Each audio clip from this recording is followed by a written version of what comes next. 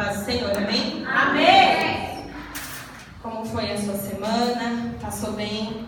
Bem, Glória a Deus, né? A minha foi uma bênção para a honra e glória do Senhor Jesus. Glória a Deus. E é uma honra e um prazer estar na casa do Senhor Jesus Cristo. Como eu havia dito na semana passada, nós iremos aprender dividindo corpo, alma e espírito. Então hoje nós trataremos as questões da alma. Antes de eu iniciar, eu quero fazer uma dinâmica. Hoje eu vou ter que correr um pouquinho contra o tempo. Estava tendo um desespero já. Falei, Jesus, eu não vou conseguir dar conta.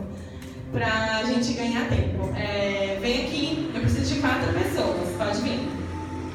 Rapidinho. Vem, Ellen. Vem, Marinilza. Não vai acontecer nada de mim, não. Vem, Val. Vem. É simples, ó. É para nós contextualizarmos o que a gente já veio aprender. Então é assim. Todos levantam a mão, as duas. Levanta a mão. Isso, bem alto. Todo mundo na mesma altura. Isso. Dá um espacinho assim para não machucar, né? Então é o seguinte, todo mundo com a mão alta, levantada para o alto. Não, tá assim, tá bom. E aí, eu vou contar até 3. No 3, o último que não abaixar a mão, todo mundo vai abaixar a mão, vamos desejar, abaixa a mão. O último que abaixar, vai ter que cumprir um desafio que eu planejei aqui na frente de todo mundo. Beleza? Então vamos lá. Vou fazer tudo com vocês. 1. Não, gente, é no 3. É no 3. 1, 2, 3. Por que vocês ficaram com medo de ficar com a mão levantada? Vou ter que falar. Mas vocês acham que é uma coisa boa ou uma coisa ruim? É uma coisa que desafia. Desafio. Dá Quando vergonha? desafia, a gente já Não sabe o que tá por vir, então. É isso mesmo, pode tentar. Obrigada, irmãos. E o que eu quis ilustrar com essa dinâmica?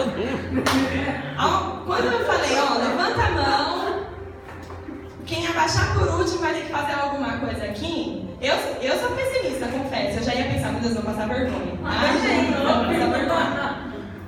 E por que quando eu falei todo mundo abaixou a mão? Porque você não acha. Medo, né? Ansiedade. O que eu quero ilustrar com essa dinâmica hoje é que quando nós estamos num estado ansioso muito elevado, qualquer coisa já é sinal de perigo. Então eu só fiz assim, e se eu ficasse tipo, umas 10 vezes ameaçando, as 10 vezes vocês iriam ter medo. Então uma pessoa que tem um transtorno de ansiedade, ela vive nesse constante medo. Ai meu Deus, ai meu Deus, ai meu Deus. E vocês nem sabiam do quê? Eu falei? Não falei. Podia ser algo muito bom, eu podia falar assim, agora vocês vão ter que comer um bombom aqui na frente de todo mundo. Eu não trouxe, tá, gente? já falei que eu fui a última, né? Podia ser uma coisa ruim também, mas podia ser uma coisa boa. Então, semana passada nós ilustramos, né, sobre a depressão com a bexiga, e hoje eu quis ilustrar com a ansiedade. É isso que acontece na mente de uma pessoa ansiosa. Então, só para a gente recapitular o que nós falamos na semana passada, nós falamos sobre a definição da depressão e do transtorno da ansiedade. Nós falamos de alguns hormônios e suas funções no corpo. Então, nós falamos do hormônio da alegria, do estresse, nós falamos daquele que controla o nosso humor. Nós falamos que o intestino é muito importante, é considerado o nosso segundo cérebro, que muitas coisas que acontecem no nosso corpo provém do intestino. Nós falamos dos sintomas e tipos de depressão, que não são só uma. Falamos também dos sintomas e tipos de transtorno de ansiedade. E falamos do desafio de sorrir. Quem gostou do desafio de sorrir? Que conseguiu fazer? É uma experiência. Tem uma experiência? Conta rapidinho pra gente, Mi. Não precisa do microfone? Não, então fala bem alto, todo mundo. Aconteceu uma situação meio desconfortável com uma colega minha de serviço e a gente foi parar na direção e tudo, né? Fomos a chamada da atenção e essa professora ficou com medo de mim. Ela não queria mais falar comigo. E ela começou ali a ficar me cutucando indiretamente diante de todos. E eu pedindo para Deus, né, me abençoar. Senhor, eu quero dar exemplo de cristã. Senhor, vai entrar no ouvido e vai sair no outro. Aí eu lembrei de dar um bom dia com sorriso. Eu dei um bom dia com sorriso, essa professora ficou. Glória a Deus. Glória a Deus. Bem, Outra pessoa comigo. Glória a E se Deus. eu fosse tirar essa situação, porque ela estava só lançando seta pra mim, eu pedindo pra Deus me segurar. E ao invés de eu ir lá tirar essa situação, eu fui, conversei, dei um bom dia, tudo normal. Que bênção, né? E como é difícil você ter que fazer isso, né? Eu tenho muita facilidade de sorrir para quem eu conheço, então qualquer coisa eu tô sorrindo. Eu tenho muita facilidade mesmo. Posso estar triste por dentro, mas eu sempre sorrio. Mas eu tenho uma dificuldade, por exemplo, tô passando assim, aí tem sei lá, um senhor, uma senhora, e ele me dá bom dia, eu sempre falo bom dia. Tenho dificuldade para sorrir para estranho. E aí essa semana, né, eu tava indo pra aula de música, e aí eu passei em frente a uma escola. E todo dia que eu passo lá, o segurança me dá bom dia. Aí eu passei na frente dele e falei assim, bom dia. Mas nossa, eu senti que eu tive que fazer uma força para dar aquele sorriso. E foi bom. Então você vê que é uma questão de exercício. Para certas coisas a gente tem mais facilidade. E para outras não. Então às vezes sorrir para um estranho é uma tarefa difícil. Mas olha como que pode mudar situações, né? Então vamos continuar nesse desafio. Tá bom? Então vamos lá. O que é a alma, né?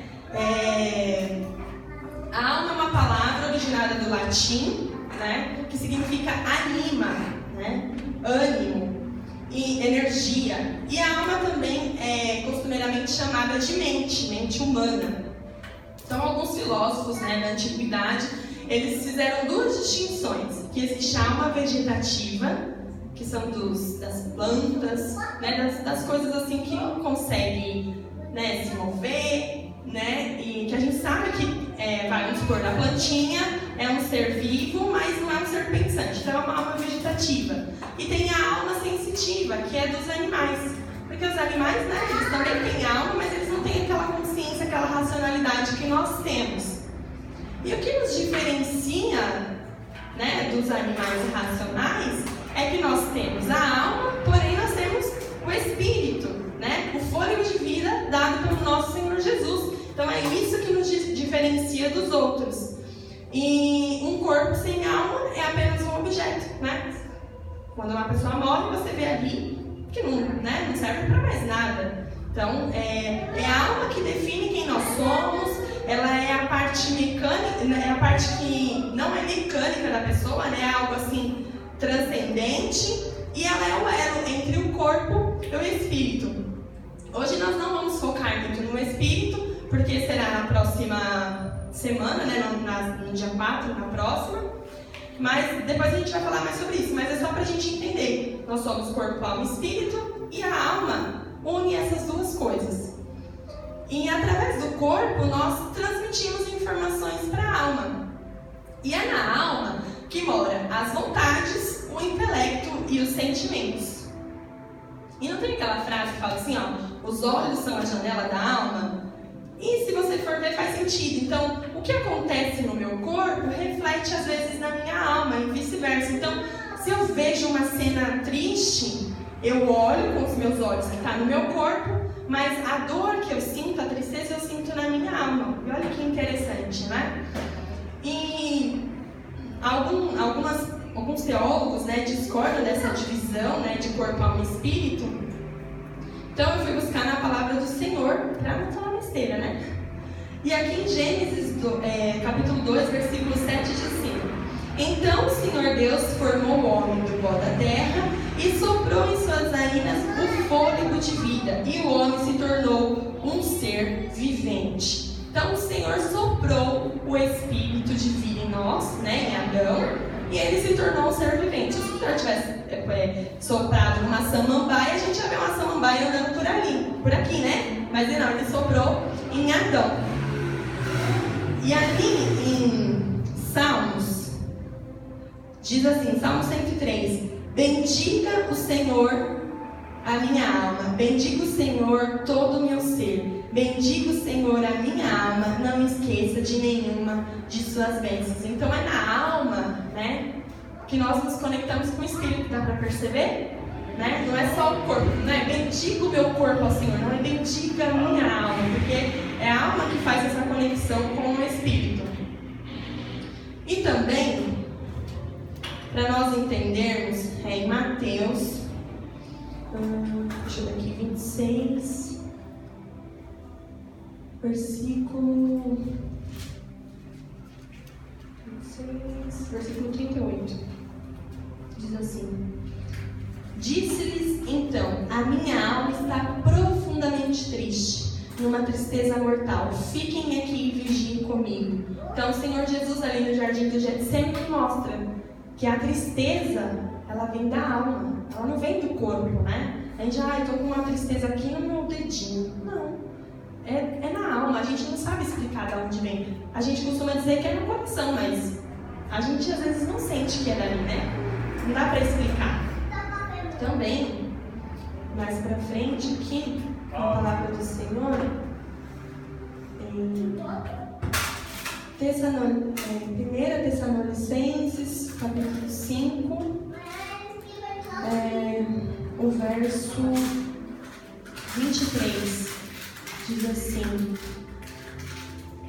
que o próprio Deus da paz o santifique inteiramente, que todo o espírito, a alma e o corpo de vocês sejam preservados e irrepreensíveis na vida do nosso Senhor Jesus Cristo. Então a palavra do Senhor faz essa divisão, né? Corpo, espírito, alma e o corpo. Então nós temos essa divisão sim. Em Hebreus, no capítulo 4, deixa eu ver qual versículo. Eu acho que eu não notei.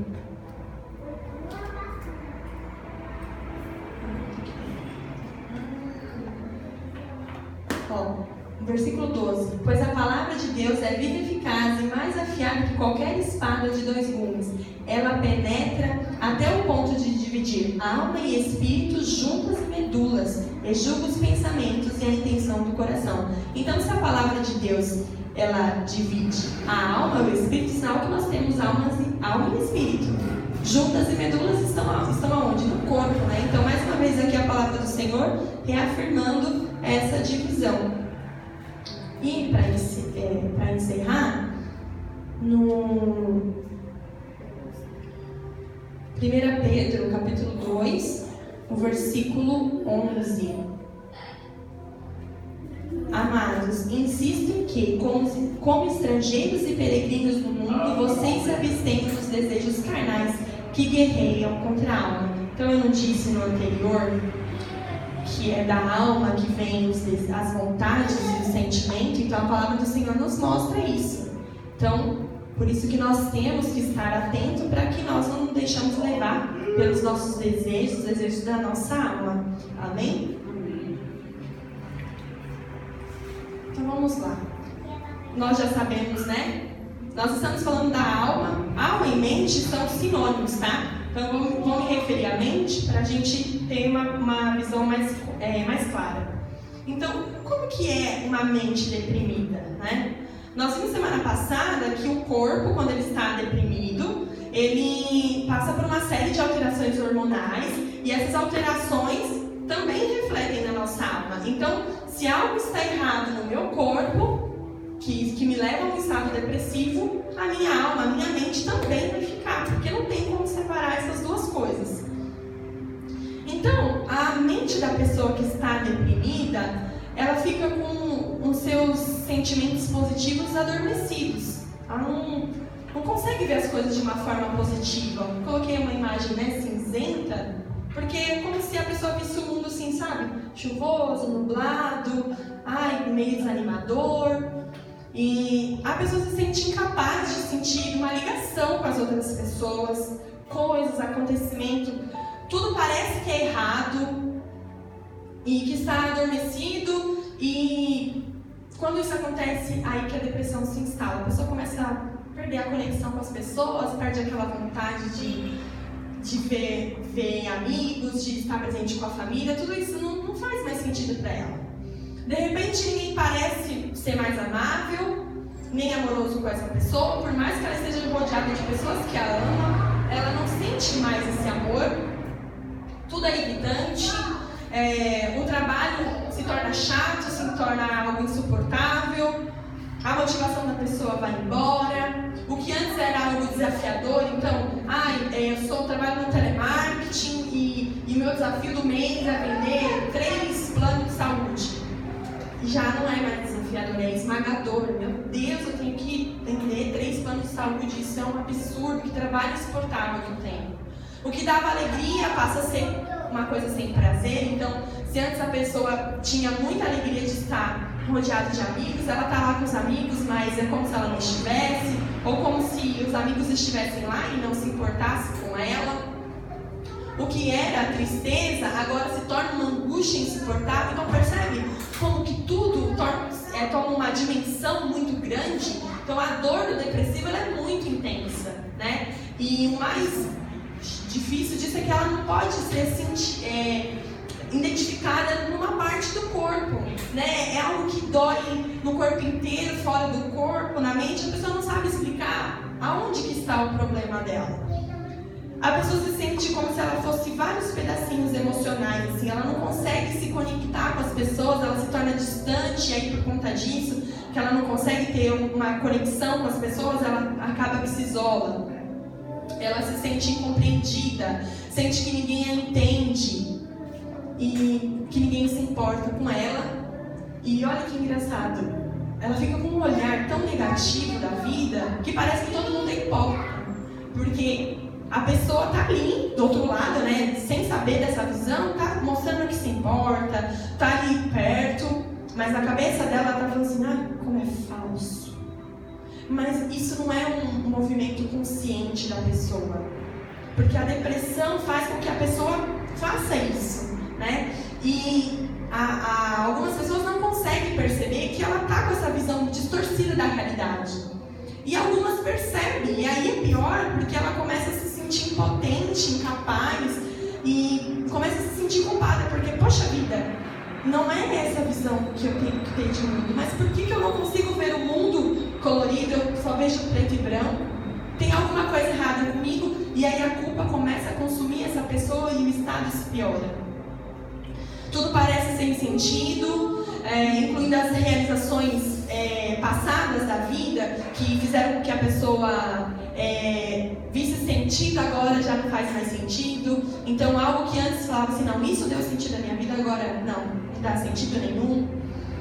Ela começa a ter uma autoimagem negativa, então ela não consegue reconhecer as suas qualidades, não consegue reconhecer as suas potencialidades, e tudo que aconteceu antes na vida dela, que de certa forma ela se arrepende, parece que volta e agora ela se culpa ainda mais, e aquelas coisas que ela fez que já passou ocupa a maior parte da mente dela o tempo todo, e isso traz um cansaço, uma fadiga, quase que uma estafa mental, porque ocupa muitos recursos da nossa mente, né? Você ficar o tempo todo remoendo coisas que você se arrepende. A pessoa não se sente amada e há um forte sentimento de abandono. E o pior, a pessoa resiste à ajuda. Ela não consegue ouvir o familiar falando assim, olha, você precisa ir ao médico, vamos lá, eu vou com você. Não, vamos, às vezes a família fala, tem um olhar positivo. Ela não consegue. E aí ela se sente frustrada porque ela não consegue lidar com isso, ela quer resolver as coisas sozinha. Então fica difícil para uma pessoa depressiva aceitar ajuda quando ela não consegue ver que a visão dela está distorcida. Porque para ela, essa é a vida normal. A vida normal é isso, né? Sem sentido, abandonada. E a gente entendendo isso que passa na mente de uma pessoa depressiva, né? Essa visão, a gente começa a imaginar o quão difícil é essa dor. E a pessoa às vezes se enfrentar sozinho porque a família acha que é frescura, que a pessoa está fazendo corpo mole, e porque ela devia se levantar da cama e fazer o que é preciso, porque ela tem tudo que ela quer. E aí às vezes a pessoa tem que enfrentar isso sozinha. E fora aquelas outras coisas do corpo, o cansaço que a gente falou, a fadiga, o desânimo, a insônia, o estresse, o mau humor, ela ainda tem que enfrentar essas coisas na mente dela. agora imagina você viver isso 24 horas por dia, 7 dias por semana, por tempos e tempos. Fica difícil você não pensar que morrer é a melhor solução, não é a melhor solução, né? Então, é aí que mora o perigo, né? Quando a pessoa chega nesse ponto, ela fala, meu Deus, eu preciso acabar com essa dor e eu não consigo dormir, porque se pelo menos ela dormisse e a mente descansasse, mas nem isso uma pessoa depressiva consegue. Então, aí que mora o perigo, que nós devemos, né, tomar cuidado conosco e com aqueles que estão ao nosso redor. E a mente ansiosa? Dá pra ver o bonequinho? Ó, tá vendo? Tem um homem aqui e a própria sombra dele como se fosse um monstro perseguindo. Então, como eu já falei aqui, a pessoa ansiosa, ela vive, ai meu Deus, toda hora, né? Só que não é uma coisa assim, você fala, ai meu Deus, depois você ri, igual a gente viu aqui. É esse, como se a própria sombra fosse a engolir. A pessoa que tem os transtornos de ansiedade, ela tem uma mente difícil de controlar. Ela até tenta, meu Deus, eu não penso isso, mas ela não consegue. É como se a mente tivesse uma vida própria. Ela fala, não, quem manda aqui sou eu e eu penso o que eu quiser, você não tem controle. E a mente ansiosa, ela só tem olhar para essa ameaça. Então ela só consegue ver a ameaça. É uma sombra, mas ele está fugindo como se fosse uma ameaça. Ela só consegue olhar as partes negativas da vida, do que acontece ao redor. Tudo que é positivo, ela ignora. E não é proposital, que nem esse mente. Não é um movimento consciente. A pessoa é a mesma coisa que, eu nasci daltônica, então para mim, que cor? O rosa é azul, e aí de repente me dão aqueles óculos e eu descubro que o rosa é rosa e que o azul são cores diferentes. Percebe que o daltônico não faz um movimento consciente de enxergar as cores invertidas? É a mesma coisa uma pessoa com ansiedade. Ela não tem uma consciência assim, não, eu vou olhar só o lado negativo da coisa. Ela já vê assim. É como se ela usasse os óculos do perigo. Então, ela coloca aquele óculos e ela só olha, ela só enxerga o perigo. Então, ela está aqui, ela pensa, meu Deus, se esse ventilador explodir, se essa lâmpada cair na minha cabeça. Claro que eu estou citando coisas, né, bobinhas, mas a mente de uma pessoa que está com transtorno de ansiedade, ela está sempre sofrendo com essa visão distorcida negativamente de forma exagerada. Então, por exemplo, um barulho no meio da noite, a pessoa nunca pensa assim, nossa, o que será que foi? Será que foi um gato? Será que é um cachorro? Será que caiu alguma coisa? Ela já pensa assim, tem um assassino, ele vai me matar. Você percebe como que é exagerado? Uma coisa é você ouvir alguém mexendo na sua porta, com a chave, mas um barulho qualquer e você já achar que é um assassino vindo te matar, isso é um exagero. Mas é para nós entendermos o quanto a mente ansiosa, em demasia, tem essa visão distorcida e exagerada.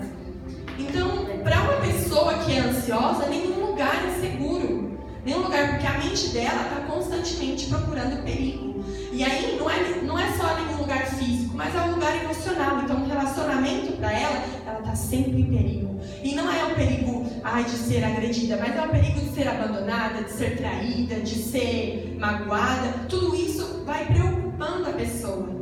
E a pessoa que é ansiosa, ela tem uma dificuldade em lidar com as incertezas assim, com as informações contraditórias ao que ela acredita, de uma forma assim, absurda. E aí ela acaba que rejeita qualquer sinal que seja oposto. Então, uma pessoa que é ansiosa, vamos supor, ouviu o barulho lá da porta, e aí ela, não, é um assassino. E aí a mulher fala assim, não, calma, marido, não é não. Não, pelo amor de Deus, é sim. Ela percebe que ela não consegue raciocinar o oposto. Ela não consegue acreditar que não, que pode ser só o gato que pulou do seu telhado. Ela está sempre com essa visão de que algo extremamente perigoso vai acontecer. Aí vamos supor, o marido manda mensagem lá, fala assim, oi amor, hoje à noite quando eu chegar, precisava conversar com você, tem algumas coisas me incomodando, a gente precisa resolver. Nossa, pra quê que ele fala isso? Aí a mulher já pensa, ele vai pedir o divórcio? Ele vai pedir o divórcio, e como que eu vou fazer? Eu tenho meu filho, meu cachorro, eu vou ficar abandonada, já começa aquele perigo. Ela não consegue ver que o marido falou que quer conversar com ela, porque ele quer uma melhoria no casamento, porque ele a ama e ele se preocupa, que os dois têm uma boa relação. Então, o lado positivo é como se fosse anulado da mente dessa pessoa. E aí, por conta disso, por conta desse olhar sempre do perigo, a mente ansiosa acaba que toma decisões precipitadas e apressadas. Ela age por impulso sem perceber a realidade. E aí, por conta disso, a pessoa alcança resultados errados. E às vezes, acaba que esse resultado aumenta mais ainda o nível de ansiedade. Vou citar um exemplo para vocês entenderem. Eu estou lá conversando com meu amigo, e eu sou uma pessoa que tem um transtorno de ansiedade, e ele fala assim: meu, tava passando no parque, perdi no cachorro e me mordeu. Olha aqui, levei 5 pontos na perna. Meu Deus, eu nunca tive contato com cachorro. Deu mais atenção. Todos os cachorros são perigosos. Todos os cachorros mordem, arrancam um pedaço da perna e você tem que ir pro hospital. Percebe? O exagero? E aí, ao invés de eu olhar e falar assim, não, aconteceu, às vezes o cachorro, né, ele provocou, ou ele se assustou, ele quis se defender. Eu começo a achar que todos os cachorros são perigosos, e aí eu estou andando no corpo geral, eu vejo um cachorro, ao invés de eu ficar calmo, aquele pico de ansiedade vem, e aí eu me desespero, entro em pânico e não sei para onde ir, e aí às vezes o cachorro tem só 40 dias mal tem dentes. Então, olha o exagero, mas é isso mesmo que acontece, né? Então, quando a pessoa tem essa mente ansiosa, ela se preocupa em demasia, excessivamente. E as preocupações dessa pessoa não levam a nenhuma solução. A pessoa fica pensando, mantém ela circulando ali nos mesmos pensamentos, automáticos, frequentes, a mesma coisa. E ela se preocupa com o futuro, sem saber o motivo. Então ela se preocupa com, como vai ser daqui a 10 anos, mas ela nem sabe por quê, com o que ela está se preocupando. Ela acha que algo de ruim vai acontecer, mas não sabe o que nem quando. E ela sabe que ela precisa se proteger, mas não sabe do que nem por quê. E ela acredita que não é capaz de enfrentar esse problema, então é uma angústia, né? A pessoa se preocupa com o futuro, meu Deus do céu, né? Vamos supor, não tenho filho ainda e eu vou ficar, meu Deus do céu, quando tiver filho, eu vou fazer, o que eu vou deixar? Meu Deus do céu, sabe? Uma preocupação assim, nem aconteceu, eu nem estou grávida, né? Não há motivo ainda para se preocupar. E eu já estou sofrendo, meu Deus, como que eu vou deixar quando ele ficar doente? E se ele nascer e não ficar doente tão cedo? A gente não sabe, se você for parar para analisar friamente, você não sabe o porquê você está ansioso. E você fica assim, eu não vou saber resolver, não sei o que eu vou fazer, eu não confio que eu vou ser uma boa mãe, meu Deus do céu, como que eu vou fazer para educar meu filho? E aí começa a duvidar das suas habilidades, acha que não tem capacidade de resolver nada. Um exemplo, o jovem vai fazer uma prova para entrar numa faculdade. E aí, ele, com aquela ansiedade excessiva, ele acredita que ele não vai passar. Porque ele já está sofrendo por algo que o resultado vai sair daqui 3 meses. Ele vai fazer a prova domingo agora e daqui 3 meses sai o resultado. Ele não sabe o que vai acontecer até lá. Ele nem sabe se ele vai estar vivo até o domingo para fazer a prova. Mas ele já acha que ele não passou. E aí, o nosso subconsciente, né, a nossa mente é tão poderosa, que aí o que ela faz? Você não vai passar, então nem precisa estudar tanto. E não é consciente isso. A pessoa estuda, mas ela não estuda como se ela fosse passar. Ela já estuda contando que o resultado será negativo. E aí, pelo fato dela não ter estudado, aí ela vai e faz a prova. Daqui 3 meses sai o resultado da prova, a nota dela, e ela não passou. Mas ela não passou porque ela não tem capacidade. Ela não passou porque ela não estudou. Só que aquele que tem ansiedade, o que ele pensa? Não, eu não passei porque eu não sou capaz. Ele não consegue enxergar que ele não passou porque ele não se esforçou. Porque se ele tivesse se esforçado, ele iria passar, ele ia saber responder as perguntas. Então, a pessoa tem sempre essa visão catastrófica. E aí, quando isso acontece, é como se fosse uma profecia que se cumprisse na vida da pessoa. E ela fala, tá vendo? Falei que eu não sou capaz. Falei que eu não ia conseguir. A pessoa tem que fazer um discurso, ela vai lá, se prepara, né? E ela já pensa, chegar lá na frente, eu vou ficar nervoso, vou alejar, não sei o que, eu vou esquecer. E aí, isso exige um esforço da mente. E aí chega na hora, ela tá com a mente tão cansada, porque a mente trabalha muito mais que o nosso corpo. E aí, o primeiro branco que ela tem, ela já pensa, tá vendo? Falei que eu não ia conseguir. Falei que eu não sou capaz. Então, é sempre essa visão pessimista. A pessoa que tem um transtorno de ansiedade, ela acredita que o problema está sempre lá fora, né? Ela ignora a real causa e ela sempre quer atribuir a sua ansiedade aos outros. Então, o adolescente atribui porque os pais são ansiosos, então deixa ele ansioso. É o meu trabalho que é estressante, então eu sei que eu vou ser cobrado, então antes de eu chegar lá eu já estou ansioso porque meu trabalho é culpado disso.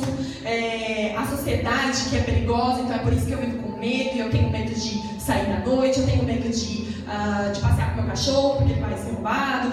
Sabe, aqueles medos exagerados? Porque a pessoa não consegue reconhecer que o problema está acontecendo dentro dela e que lá fora, às vezes pode até ser perigoso, mas não tanto assim, né? E aí, a pessoa vai vivendo nessa ansiedade, e aí acontece o que? Ela não aguenta mais e mora o perigo. Normalmente, quem tem transtorno de ansiedade acaba que também tem a depressão e vice-versa. Agora imagina você viver em constante perigo na sua mente e viver constantemente abatido, angustiado, prostrado, não consegue dormir, não consegue se alimentar, não tem vontade de estar com ninguém, e ao mesmo tempo que você está sozinho, você tem medo do abandono porque a ansiedade mexe com a sua cabeça. A pessoa vai pensar no suicídio, infelizmente.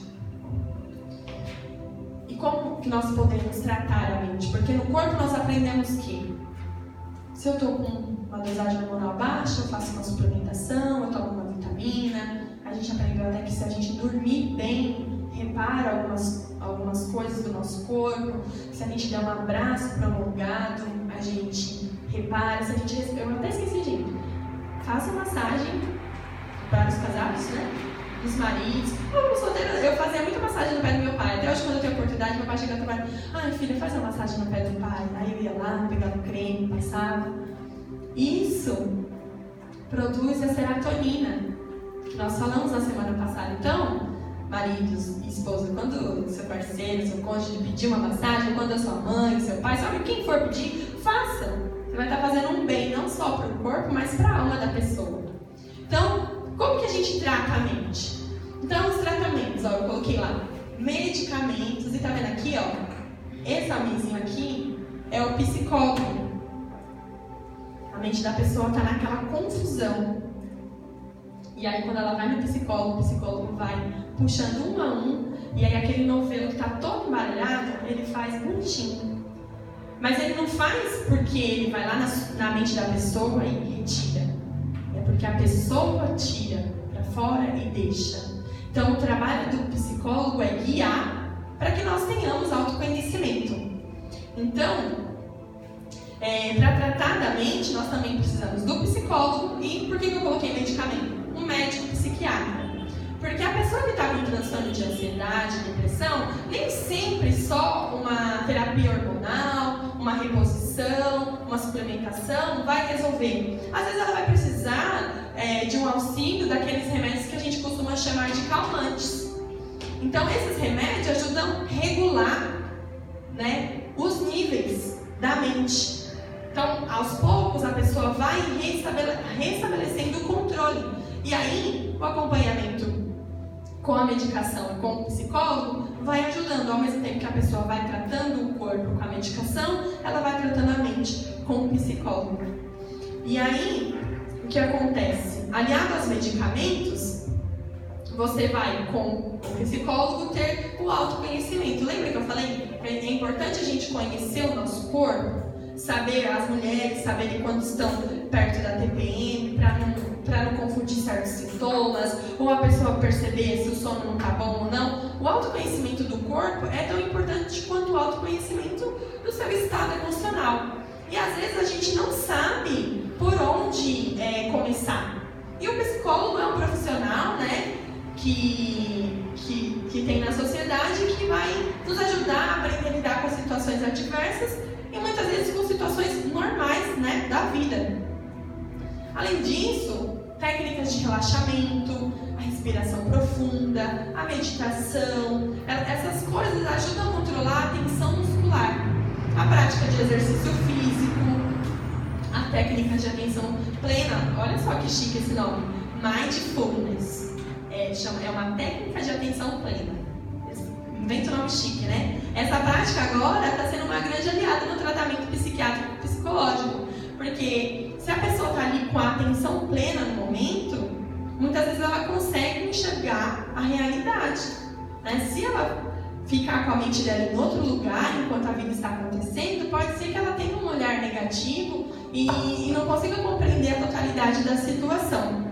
E outra coisa interessante, a acupuntura também ajuda bastante no tratamento e interfere até na alma. E aí algumas dicas para a gente prevenir a depressão.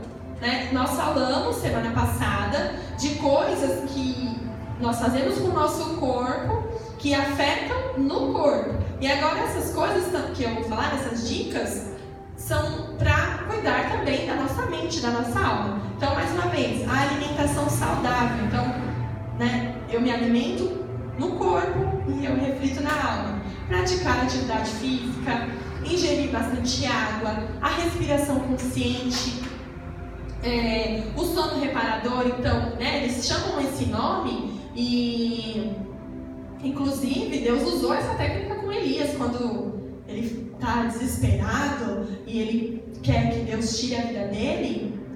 Ele não vai dormir. E é no sono. Olha como que Deus, né, é além do tempo dele. Não tem tempo, né, para Deus. Elias presenciou esse momento de depressão e o Senhor falou: vai dormir, depois você se alimenta. Então, olha lá. A medicina hoje comprova que o que Deus fez já estava certo. Né?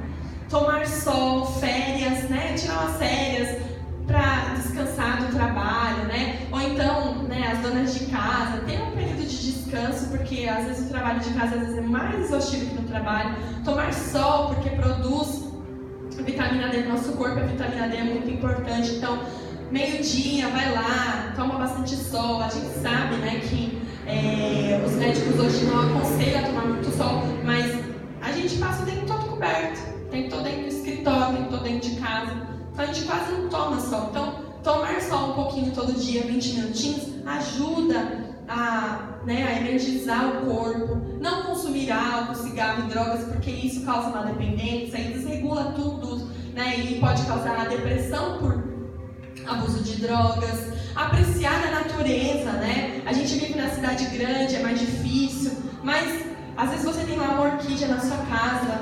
É a natureza de Deus. Tem um animalzinho, tem um passarinho, tem um gatinho, cachorrinho. É a natureza de Deus, né, velho? Olhar assim, eu tenho a neneca e eu olho pra ela e falo assim: criatura que Deus fez. Porque só Deus vai fazer um bichinho daquele, né? O ser humano não é capaz, não, de fazer um bichinho assim tão alegre, que tem um amor tão gostoso para nos oferecer. Então, apreciar a natureza e de vez em quando ir numa praça, num parque, porque isso, apreciar o que é belo, faz bem para nós. Né? Então, a mente que está depressiva, às vezes ela só fica ali dentro do quarto. E o que é belo dentro do nosso quarto? Às vezes nada. Então, ajuda, né, a gente a apreciar. Um banho quente antes de dormir, porque aí relaxa os nervos, os músculos, e aí auxilia no sono. E dormir é importante. Tenha uma rotina organizada, porque a nossa mente precisa de processos, precisa estar organizada. Se a gente, eu levanto a hora que dá, e como a hora que dá, e eu vou trabalhar de qualquer jeito, eu não tenho uma rotina, eu pego o ônibus a hora que ele passa, eu nunca sei. Essa desorganização faz mal à nossa mente. Então a rotina é necessária. Assim como os bebezinhos, quando nascem, precisam de comer sempre no mesmo horário, dormir sempre no mesmo horário, acordar sempre no mesmo horário, porque isso vai ensinando para eles como que o ser humano se comporta. Nós, adultos, precisamos dessa rotina também. Olha, e eu não coloquei sorria de propósito e nem não reclame. Fui pesquisar e estava lá. Então olha como os nossos dois desafios são importantes na prevenção da depressão. Dicas para prevenir a ansiedade. Olha, de novo, praticar exercício físico. Né? Então, é necessário, a gente precisa, por estética é bom, mas pela nossa saúde mental também faz muito bem. Meia hora de caminhada, eu não tenho tempo, então sobe dessa escada 15 vezes. Faz alguma coisa, pega a cadeira, faz exercício. Hoje a internet está aí, que ensina você a fazer exercício até com pacote de feijão. A gente não faz porque a gente não quer. Essa é a verdade, né? Aliviar o estresse diário, então, com uma massagem, põe lá um louvor, né?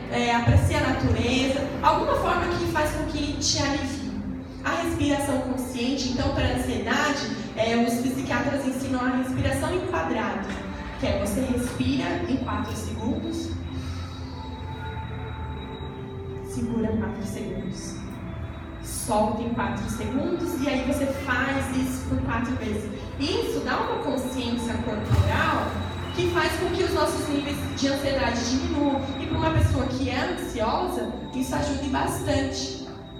Evitar pensamentos negativos, né? Então, se nós não temos um quadro de ansiedade, nós conseguimos ver o lado positivo das coisas. Então, vamos olhar, né? Eu estava conversando ontem com uma moça que trabalha comigo, e aí eu falei para ela assim, começou uma funcionária nova lá semana passada, eu falei assim, nossa, como que é gostoso trabalhar com ela. Ela chama Maria Iraci. Falei, que pessoa grata pelo trabalho que tem, né? Ela chegou faz 2 semanas. Nós estávamos explicando para ela, olha, funciona assim, né? Depois de um ano a senhora tem direito a 4 folgas abonadas no ano, no final do ano a gente para, toda sexta-feira é sua folga, você trabalha no final de semana sim ou não, né? E ela ficou, nossa, gente do céu, mas eu tenho que agradecer muito a Deus por esse folga toda sexta-feira. E ela falando assim, eu vou trabalhar só 2 finais de semana no mês, meu Deus, nossa, mas eu tenho que agradecer muito a Deus. Que maravilha! E aí ela vai, ela limpa as coisas lá e ela fala assim, o que eu tenho que fazer? Dona assim, vai tomar um cafezinho. Ai, não, meu amor. Sabe aquela pessoa que tem uma alegria assim que só o Senhor pode dar? E aí essa minha outra colega falou assim, que sofreu um acidente na semana passada, de carro com a irmã dela, um motoqueiro veio, o motoqueiro quase morre. E aí ela falou assim, mas tudo tem um lado bom, né? A gente descobriu que o motoqueiro era meu primo, ele estava 3 dias já bebendo, viciado em drogas, e aí com esse acidente, ele acordou e aceitou que a família dele interne ele numa clínica de recuperação. Olha só, gente. Então, a gente consegue ver o lado bom da vida, em tudo, mesmo numa situação adversa. Talvez, não no momento, mas se a gente pensar assim, tudo coopera para o bem, conforme a palavra do Senhor diz, talvez hoje, Senhor, eu não consigo entender, mas eu creio que amanhã vai cooperar para o meu bem. Talvez isso que eu estou passando hoje é experiência para eu ajudar alguém amanhã, né? Então, nós que temos essa capacidade, né, que não estamos passando por isso, evitar os pensamentos negativos pode nos prevenir de passar por isso, porque a gente só fica pensando coisa ruim, coisa ruim, coisa ruim, a gente vai entrar nesse ciclo e pode desencadear um transtorno. Beber chás. Então tem chá de camomila, tem chá de maracujá, de lavanda, de melissa. São chás que relaxam a gente. Então, à noite, né, pega, faz uma xicrinha, senta lá, presta atenção no chá, bebe ele com presença. Não bebe ele brigando com seu filho, brigando com seu marido, que aí, né, você vai abaixar o nível do estresse e vai aumentar. E o corpo vai ficar meio maluco. Ser mais organizado, então, novamente, a organização, a rotina, né? Porque se a gente sabe, olha, amanhã eu vou fazer isso, não vai gerar uma ansiedade de o que eu vou fazer hoje? Meu Deus do céu, o que eu vou cozinhar hoje? Meu Deus do céu. Tudo isso vai gerando pequenas ansiedades que, se a gente já tiver com o corpo desregulado, a gente pode desencadear um transtorno. Passar bons momentos com quem a gente ama, então com o marido, com o pai, com a mãe, com o irmão, com amigos, com colegas, com quem seja, mas cultivar esses momentos, né? Com o advento da tecnologia, como eu disse na semana passada, a gente tem se distanciado cada vez mais e mais. E aí, às vezes, mesmo quando a gente está num restaurante, está num bar, às vezes a gente se pega distante. Então, como que a gente vai apreciar esses bons momentos se a gente não está presente, se a gente está ali focado no celular? Hoje eu estudei e aí eu falei assim, eu não posso ter nenhuma distração. O que eu fiz? Eu deixei meu celular desligado. E ó, o meu estudo fluiu assim, maravilhoso. Mas por quê? Porque eu tirei uma distração.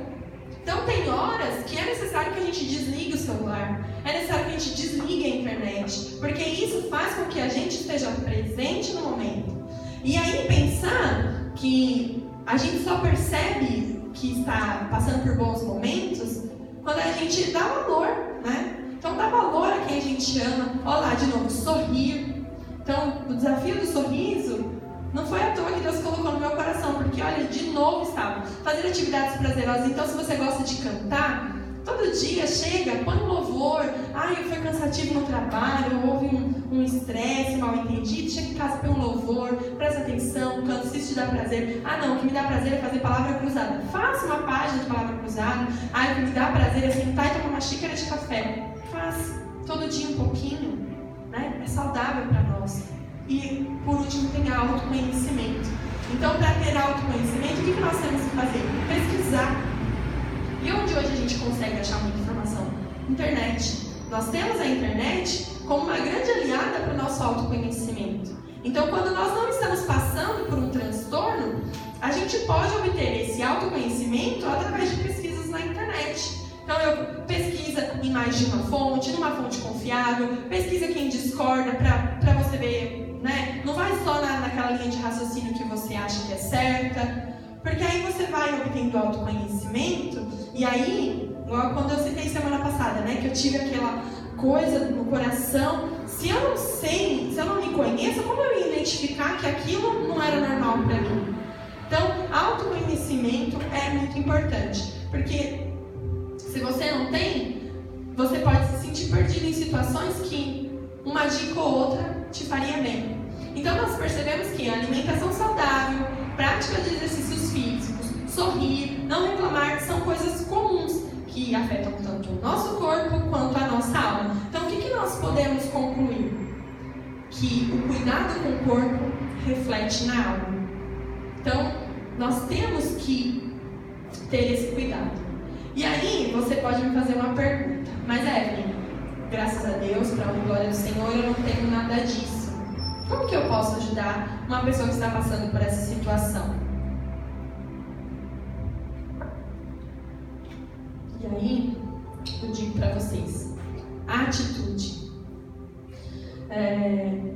Eu coloquei essa frase, o que não ajuda, piora. Então, ó, olha essas frases. Precisando, me liga. Você tem lá, seu amigo tá depressivo, ansioso. Aí você fala pra ele, ó, precisando, me liga, beleza? Olha só como você tem tudo na vida, não fica assim não. Ah, você precisa ir ao médico, isso aí, né? Essa tristeza aí, essa ansiedade, vai pro médico.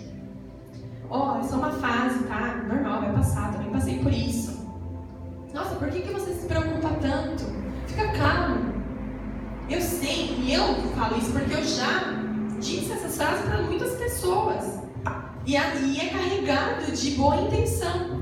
Só que lembra que eu falei que a pessoa deprimida, a pessoa ansiosa, ela não tem esse olhar bom da pessoa, ela acha que a gente é hipócrita e ela não consegue enxergar a realidade como ela de fato é. Então ela não entende que você está falando isso com boa intenção. Ela não consegue entender que você está tentando ajudar. E aí essas frases só reforçam na cabeça dela que ela é um fracasso. Poxa, olha como eu tenho. Ela falou que eu tenho tudo na vida. Eu tenho tudo na vida? Por que eu tô assim? Eu sou fracassada. Então isso vai reforçando e a pessoa não consegue superar a situação. E aí coisas que a gente pode falar que ajuda? Pode contar comigo. Aí ao invés de você falar assim, ó, precisando me liga, você sabe que tem aquela pessoa que tá pra baixo, que você percebe, né, já sabe que tá com depressão, você percebe que tá entrando num estado de ansiedade, liga pra ela. Não manda mensagem no Zap, não, WhatsApp. Porque a gente ignora, não lê, ou responde quando quer. E aí uma pessoa que já quer se isolar, é mais fácil ainda. Liga. Oi, tudo bem? Como você tá? Conversa. Cavuca na pessoa. Faz ela falar com você. Né? Fala assim, olha, eu sinto muito que você esteja sofrendo. Como eu posso te ajudar? E às vezes a pessoa vai te falar assim, olha, se você me ligasse uma vez na semana, nossa, me ajudaria bastante. Olha, se você fosse comigo no médico, me ajudaria. E aí você fala, tudo bem, você não precisa lidar com isso sozinho, estou aqui para te ajudar. Eu só posso imaginar o que você está passando, mas eu vou tentar compreender a melhor forma que eu posso ajudar. E como que a gente compreende? Estudando, aprendendo, pesquisando, né? E aí, a pessoa está lá, não aceita ajuda, eu aprendi que, olha, você precisa ir ao médico. Marquei para você, dia 15/10, às 13 horas, nós vamos. Nossa, atitude. Então, se não há entre nós pessoas assim, e se há, vamos agir. Vamos servir essa pessoa. Vamos ir com ela, vamos nos dispor. Vamos falar assim, se você precisar, você pode contar comigo. Eu já falei isso muitas vezes, não vou mentir. E aí, estudando, eu aprendi que talvez isso não resolva. Porque às vezes a pessoa que tem depressão, que ela tem ansiedade, ela morre de vergonha de ir no médico falar isso. Porque, caramba, eu vou no médico falar que eu não sei lidar com um medinho bobo, uma tristeza corriqueira, que não é corriqueira, mas às vezes na cabeça dela ela acha que é. Então, se a gente pega na mão dessa pessoa e leva, resolve o problema. É a coragem que ela precisava, que ela não tem, mas que você fornece a ela. Então, vamos agir para ajudar o nosso próximo. E para encerrar o nosso desafio da semana. Então, na primeira semana, nosso desafio foi não reclamar. Na segunda semana, nós nos comprometemos a continuar o desafio da primeira, sem reclamar e ainda sorrir. E agora, o terceiro eu não sei se dá para ver, mas é uma pessoa lavando os pés, né? Uma alusão a Jesus Cristo, quando lavou os pés dos discípulos, que é um ato de amor, de humildade. Então, essa semana, nós vamos fazer o exercício da presença e do serviço. Por que são dois, né? Porque na verdade eles são só. Porque eu só consigo servir ao meu próximo de verdade se eu estiver presente. Então, nós vamos servir aos nossos familiares, aos nossos amigos, ao nosso marido, à nossa esposa, ao nosso pai, à nossa mãe, ao nosso trabalho, aos nossos superiores, aos nossos liderados de corpo e alma, que nós falamos. Então, nós vamos estar com o corpo presente, porque não tem como a gente servir alguém se a gente não está com o corpo presente, mas a nossa mente e a nossa alma estará naquele momento. E por que isso vai nos ajudar? Porque aí, quando você começa a estar presente, você presta atenção no outro, você consegue identificar às vezes se ele está triste, se ele está precisando de ajuda. E lembrando, vamos servir, estar presente, sorrindo e sem reclamar. Então, sem deixar, né? Porque isso vai fazendo a gente estar cada vez mais presente. Tira as distrações. Olha, eu vou acordar, sou eu que faço café da manhã, então eu vou acordar e faço café da manhã para mim e para o meu esposo. Então eu vou fazer o café da manhã como se fosse para o meu Senhor Jesus. Porque a gente não tem que amar o nosso próximo como a nós mesmos, né? E a gente tem que amar a Deus sobre todas as coisas, servir uns aos outros. A palavra do Senhor nos diz isso. Então eu vou fazer o café da manhã para o meu pai, para minha mãe, para o meu irmão, para o meu marido, para o meu filho, como se eu estivesse servindo Jesus Cristo aqui na minha casa. Eu vou ir trabalhar como se eu trabalhasse para o Senhor Jesus. Eu tenho os meus alunos, a Mica Pro, ela vai ensinar como se ela estivesse ensinando os discípulos de Jesus. Jesus Cristo estivesse ali para aprender. E aí, quando a gente dá o nosso melhor, a gente fica com aquela sensação de dever cumprido. Isso faz tão bem pra gente. Então, estar presente, vamos prestar atenção. Preste atenção naquilo que você está fazendo. Né? Às vezes a gente faz tudo tão automático, tá comendo e tá com o celular ali, e aí você nem percebe aquela tapioca de presunto de queijo maravilhosa que você fez café da manhã, né? Ou então, você vai na casa de uma amiga, ela faz aquele bolo de cenoura, cobertura de chocolate, e aí você come olhando lá pra TV, que tá passando alguma coisa, e aí passa uma tragédia, você come, faz até cara feia, mas comendo uma coisa tão gostosa. Mas por quê? Porque você não está presente, a gente não está presente nos momentos. Olhe nos olhos, a presença é olhar nos olhos, isso é tão difícil hoje a gente conversar e olhar nos olhos das pessoas, né? Quando der um abraço, dá um abraço com presença. Vamos servir uns aos outros. E aí, a gente vai levando uma vida mais leve. Isso vai deixando a gente mais feliz. Então, por hoje, é só. E eu espero que essa semana, né, serão 2 semanas, olha. A gente tem bastante tempo para treinar até a próxima, né, até a próxima conclusão do nosso estudo. Então, nós vamos sorrir, nós não vamos reclamar. E nós vamos servir com presença. Amém? Amém. E a salva para você.